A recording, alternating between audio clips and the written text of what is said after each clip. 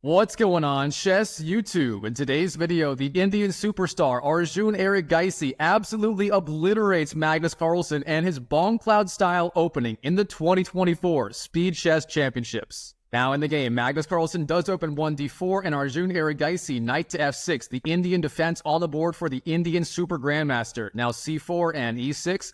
And now here in this position, instead of going knight to c3, allowing the Nimzo Indian, Magnus does go knight to f3, and Arjun Erigaisi in return does go d5, expanding in the center, and we have the Queen's Gambit decline on the board. Now in this position, the main lines for a white are going to be knight to c3, that would be the 3 knights variation of the QGD, and also for g3, the Canavan opening. Magnus Carlsen is a big fan of that line. But instead, in this game, Magnus Carlsen, he actually goes for e3. And this is a very quiet sideline of the Queen's Gambit decline. Here, Magnus Carlsen, his main idea will be b3 and then bishop b2 with the fianchetto of the dark squared bishop on b2. And from there, perhaps, knight c3 or knight d2, bishop d3, and finally short castles on the board. Now here, Arjun, how does he want to combat Magnus Carlsen's quiet opening idea in this game? Well, he starts bishop e7, the very standard idea in this line. Now we have b3 for Magnus and short castles, then bishop b2 again for Magnus. Now here, Arjun Erigaisi has 2 main ideas. The first one is breaking on the queen side immediately with a standard Queen's Gambit decline move.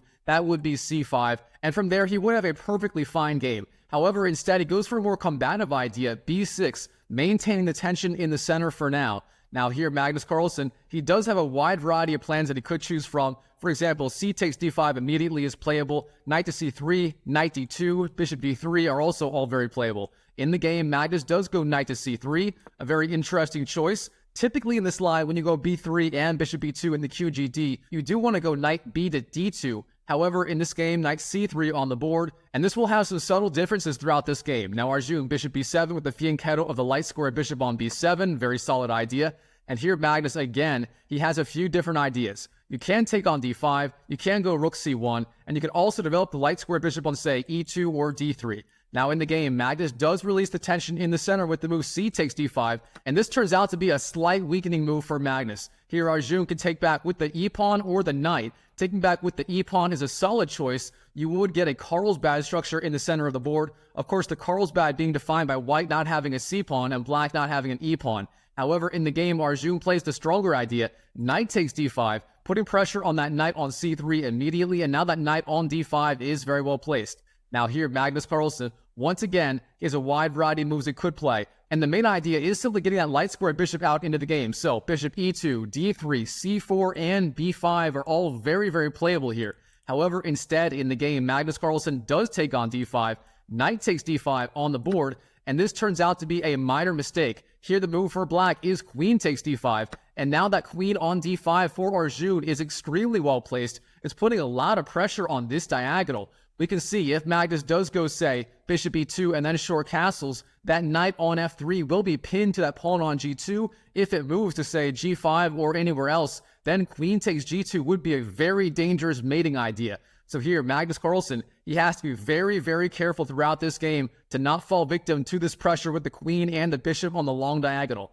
Now here in this position, the main ideas for Magnus include rook c1 and bishop d3, again just continuing development. However, instead in the game, Magnus does go bishop c4, and this turns out to be another slight weakening move. Here Arjun Erigaisi, he finds the problem with this move immediately, and he slides the queen over to the a4 square, queen to a4 on the board. Now what's the idea behind this move? Well, it's very, very simple. Here you have a lot of uncomfortable pressure on that king on e1.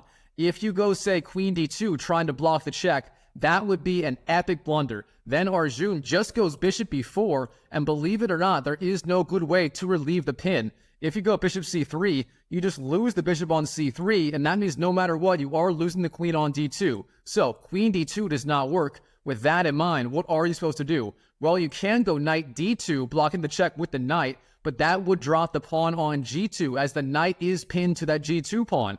So with that being said here, the best idea for Magnus may be either king to e2 or king to f1. Now, king to f1 is the top computer line. However, Magnus Carlsen, he is a big fan of the Bongcloud opening with white. That's where you go 1 e4 and then king to e2. And he even once played that in the Speed Chess Championships against Hikaru Nakamura. That was a very famous game. So with that in mind, here in this game, Magnus does go king to e2, the Bongcloud style move. And if Hikaru was watching this game, I'm sure he would be laughing hysterically.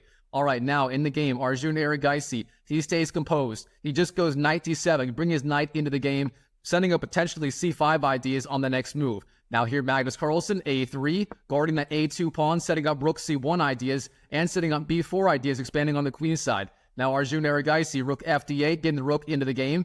And here Magnus Carlsen, what should he be doing? Well, it turns out the best idea is going to be rook to e1 and then king to f1 with the artificial castling of the king. That would actually be a very playable position for Magnus, but instead here, Magnus does go queen c2, and this turns out to be another minor mistake. Here you are leaving that king in the center on the e2 square, but that is not something you want to do as white. And here Arjun, he immediately capitalizes on this mistake with a very strong move, queen to h5. Now the knight on f3 is pinned two ways, to the king on e2, that is a royal pin, but also to that pawn on g2 by the bishop. So here, Arjun has a lot of pressure on that knight and on white's king side. Alright, Magnus, how is he going to deal with the pressure? Well, the top computer lines here include rook a d1 and rook h to d1, bringing out the rooks into the game. Instead of that, Magnus goes for a much more combative idea, h3, gaining space on the king side and potentially threatening g4, trying to relieve that royal pin of the knight on the king. So a very combative idea by Magnus Carlsen. Not necessarily the strongest, but a decent idea in a blitz game where you do need to fight for the initiative at all costs. Alright, here Arjun Erigaisi, c5, expanding on the queen side, threatening c takes d4, and then perhaps rook a to c8, getting the rook on the open c file against the white queen on c2. Now Magnus Carlsen, he does continue his plan, g4, expanding on the king side, hitting back that queen on h5, and where is the queen going to go? Well, you have two main squares to choose from, g6 and h6. If you go queen g6, that would be a very weak idea. Then queen takes g6, trades off the queens, and Magnus Carlsen will have a very playable game. His king on e2, being stuck in the center, won't be a liability anymore. The king will actually be very well placed there, and he may even be fighting for an advantage. So instead, Arjun Erigaisi plays the more aggressive idea, queen to h6, keeping the queens on the board for now, and he will have attacking chances against the white king, which is still stuck in the center of the board. Now Magnus Carlsen, rook a d1, bringing the rook into the game, and here Arjun Erigaisi, he opens up the c file, c takes d4, then bishop takes, and now in this position, that pawn on the a3 square does hang, so Arjun just slides in with the bishop, takes the pawn, bishop takes a3 on the board, and now, in addition to the attack, Arjun Erigaisi is up material. He has the extra a-pawn on the a-file,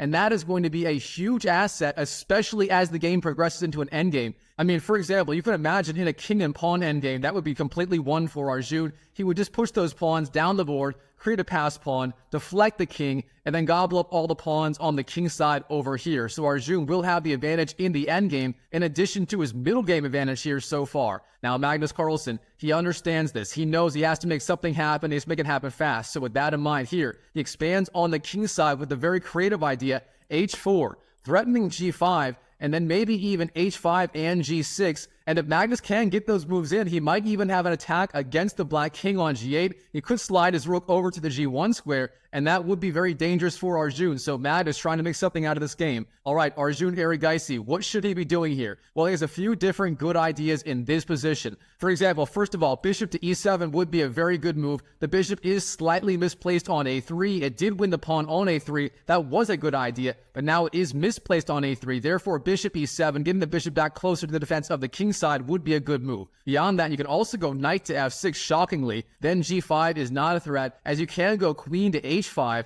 threatening queen takes f3 or bishop takes f3, and therefore there is no time for g takes f6 winning the knight. So, knight to f6 also playable. Instead, in the game, Arjun Erigaisi does go rook a to c8, putting the rook opposite the white queen on the c2 square, and now that bishop is pinned. Therefore, Arjun is threatening the idea of b5, winning the bishop on the spot. So with that in mind, Magnus Carlsen here, he has to find response to get the queen to safety. And there are two good moves here, queen to b1 and queen to a2. Now, the computer does like queen to b1 slightly more, perhaps keeping the queen on this diagonal where it is hitting the black king side.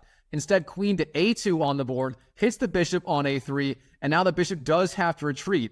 Or does it? Well, it turns out the computer finds a couple of absolutely insane pawn advances in this position where you don't necessarily have to move that bishop immediately. For example, b5 expanding on the queen side and e5 expanding in the center, hitting either of these bishops. It turns out both of those moves are playable. Now, instead of that, in the game, Arjun plays a simpler move, simply bishop c5, trying to trade off a pair of bishops. And remember, in the endgame, Arjun will have the advantage with those queenside pawns, that 2 versus 1 pawn majority. Therefore, as more and more pieces come off the board, Arjun Erigaisi's advantage will become bigger and bigger. So bishop c5, a very solid idea, especially in blitz. All right, now Magnus Carlsen, he knows he has to keep the pieces on the board. With that in mind, he slides back the bishop, bishop a1 on the board. He does not opt to win that pawn on the a7 square, as that would just be too slow. The queen would be too out of play on the a7 square. So instead, bishop d1 on the board, keeping the bishops alive. And now the threat may be queen to b2, putting pressure on this long diagonal with the bishop and the queen. All right, Arjun Erigaisi, a5 on the board,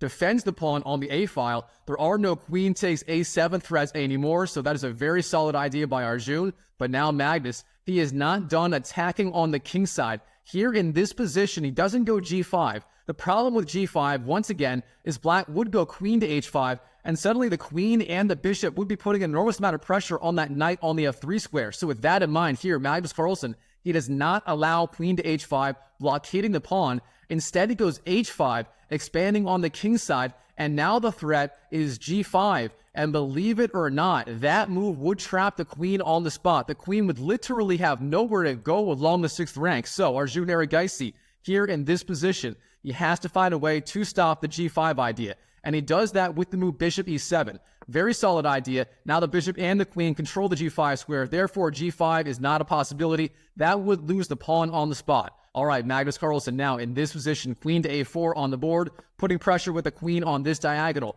But Arjun, bishop c6, hits the queen immediately. And where is the queen going to go? In the game, Magnus does have to retreat queen to a2. There is simply no other good square. The bishop on e7 still controls a3. Therefore, queen to a2 is forced in this position. But now Arjun Erigaisi, bishop f6, putting pressure on the long diagonal and again threatening bishop takes a1, getting at least one minor piece off the board for both sides. All right, Magnus Carlsen, what is he going to do about this threat? Well, in the game, he finds another very creative idea in this blitz game. Rook h to g1, and now again, the threat may be g5, trying to fork both the bishop and the queen on h6. All right, Arjun Erigaisi, bishop takes a1 on the board, then queen takes, and here Arjun, he finds a very strong idea. b5, expanding on the queen side, driving back that bishop on c4 from the very good c4 outpost. Now, bishop d3 is forced. There's no other good square for the bishop. Literally everything is being covered. And now Arjun Erigaisi, in this position, he is in complete control. Magnus Carlsen is on the back foot. However, if he wants to press his advantage, he has to find the right follow-up. Now, in this position, there are a wide variety of plans you could choose from. For example, a4, expanding on the queen side is good. You would get the pass pawn on the a-file. Beyond that, knight c5, putting pressure on that bishop on d3 is also very good. Instead of those here, Arjun goes for a very creative idea. Bishop takes f3, giving up the bishop for the knight, but drawing out the king to the f3 square. Now, king takes f3 is forced, and now Arjun Erigaisi, queen g5 on the board, blockading that g4 pawn. G5 is no longer a possibility. And here, Magnus Carlsen, again, his king is stuck on f3. That does not make a good impression. Knight to e5 check may be coming next as the queen does control the e5 square. So Magnus Carlsen, what is he going to do about it? Well, he could go bishop e2, trying to retreat the bishop. However, instead, he actually goes king to g3 in this position, running away with the king. And now the threat may be f4, expanding on the king side, then maybe even g5 and then h6 or g6. So Magnus Carlsen, he has not given up on his attacking chances in this game, despite having his king on the g3 square. All right, Arjun Erigaisi, knight to f6, bring the knight over to the defense of the king side and activating the rook on the d8 square against the white rook on d1. Now, king to h3 for Magnus, continuing the idea. Of course, that g4 pawn was being threatened by the knight. Now the king and the rook do defend the pawn. Therefore, knight takes g4 is no longer a possibility in this position. All right, Arjun Erigaisi, here in this position, he finally makes a slight inaccuracy, and I mean just a slight inaccuracy. Here, the best idea, according to the engine, is going to be b4, expanding on the queen side, and then that a5 pawn will be defended by the queen all the way over on the g5 square. Instead here, Arjun, he plays a waiting move. He simply goes h6, and my best guess here is he was in time pressure, and he simply needed to make a waiting move to pass the ball into white's court. But now, Magnus Carlsen, he does have the opportunity to win that pawn on the a5 square. Queen takes a5 would be a decent move, and if he gets that in, he would equalize the material balance, and he would have the bishop versus the knight, and he would have decent fighting chances in the game. Instead, Magnus, he does not take on a5. Instead, he has tunnel vision on the king side and expands with the move f4, putting pressure on the queen. And of course, the follow-up idea is going to be g5, trying to open up that g-file for the rook on g1. All right, here, Arjun Erigaisi. He needs to find the right defensive resource, and he does find it. Queen to c5, the only good square for the queen. Almost everything else was covered. The only other square available was d5. However, after d5, then bishop h7 check wins the queen as the king takes, and then rook on d1 takes the queen on d5. So, queen c5, the only move for the queen, but a very good one. Now that queen is pressuring the pawn on e4. If that pawn falls, then the entire king side may fall as well. But here, Magnus Carlsen, he does not waste any time defending that pawn on e3. Instead, in this game, after his Bongcloud opening, he actually goes g5, expanding on the king side, and this turns out to be a major mistake. Here, Arjun, he does not take on g5. That would simply open up the files on the king side to white's benefit. Instead, knight takes h5 is the move, winning the free pawn with the knight. And now, of course, that pawn on g7 will be defended by the knight on h5 in the future. All right, here, Magnus Carlsen, queen to e5 on the board. He is bailing out for an endgame. He's trying to get the queens off the board. And here, Arjun, he does oblige to Magnus Carlsen's wishes. He takes the queen on e5. Queen takes, then f takes e5. And now we do have an endgame. But remember, that pawn majority on the queen side is going to be a massive asset here. If Arjun gets those pawns rolling down the board, it's going to be almost impossible to stop that a pawn. All right, here, Arjun, h takes g5 on the board. Then rook takes, and finally g6 does defend that knight on h5. And beyond that, knight g7, then f5 ideas are also possible, trying to reroute the knight back into the game on the f5 square. Now here, Magnus Carlsen, he knows if he sits around and waits, he is done. Therefore, he goes for it with the bishop sacrifice. Bishop takes g6, a very good practical decision. Again, the idea being he is behind in the endgame and he has to shock Arjun with a crazy move to try and force out a mistake. So, bishop takes g6 on the board, then f takes, and then instead of rook takes g6, he does go rook d to g1. Rook d g1 on the board, doubling up rooks on the g-file. And of course, that pawn on g6 will fall as there is no good way to defend it. Now here, king to f7 on the board for Arjun, and then rook takes g6 for Magnus Carlsen. Now we have rook h8, defending the knight on h5 preemptively, and setting up all sorts of discovered attack ideas like knight to f4, hitting the king with the double check with the rook and the knight, and threatening knight takes g6. That would be devastating. So with that in mind, here Magnus, rook 6 g5, attacks the knight on h5. Now we have rook c g8, putting pressure on those rooks. Now here, if the rooks go flying off the board, again, that extra knight and the extra pawn on the queen side will decide the game on the spot. So again, Magnus Carlsen, he has to find a way to keep the game going. In the game, he does go rook to f1, hitting the king. And here in this position, Arjun Erigaisi, he misses an absolutely insane idea. Knight to f6 with the discovered attack of the rook on the king. The idea being after that, you then can trade the rook on g5 and you would have an excellent game. So again, knight to f6 would have been an absolutely brilliant idea. Instead, king to e7 on the board, stepping out of the check. A very good practical decision in a blitz game. Now king g4, rook takes g5, king takes g5, and now knight to g3. Again, Arjun does have the extra knight and the extra queenside pawn. Here is just a matter of finishing off the game against Magnus. All right, rook c1 on the board, getting out of the attack. Then knight to e4 hits the king. King to f4. Now rook to h4 hits the king with check. Of course, king to g5 and g3 are not possible as the knight covers those squares. The king has to go to the f3 square. King to f3. But now knight d2, forking both the king and the pawn on b3. The king has to move. Then you take on b3. Arjun with the two passed pawns on the queen side. This is just too much. All right, rook c7 hits the king. King d8, rook g7.